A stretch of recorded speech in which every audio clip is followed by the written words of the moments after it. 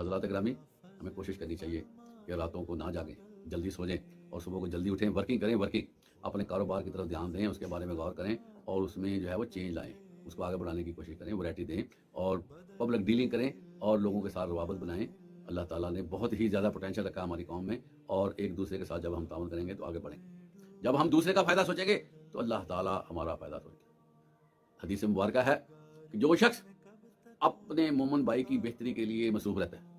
اس کو فائدہ پہنچانے کے لیے ہمتاً گوش رہتا ہے، اللہ تعالیٰ اس بندے کی رہنمائی کے لیے اور اس بندے کو بینیفٹ دینے کے لیے کام کرتے رہتے ہیں۔ اس سے آپ اندازہ کریں کہ جو بندہ کسی کے لیے سوچتا ہے اللہ تعالیٰ اس کے لیے سوچتا ہے۔ حضرات گرامی، وقت اب ہے کہ پوری قوم یکجا ہو جائے، آپس میں اختلافات کو ختم کرے، اور یہ جو غلط فہمیاں ہمارے اندر بنی ہوئی ہیں، یہ جو ہم دوسرے کو نیچا دکھانے کے در پہ ہیں اور ہم سمجھتے ہیں کہ ہم سپیریئر ہیں، ہم حق پر ہیں اور دوسرا رانگ ہے، دوسرے کو ہم نے اب گڑا کھود کے دبا دینا ہے، یہ باتیں ٹھیک نہیں۔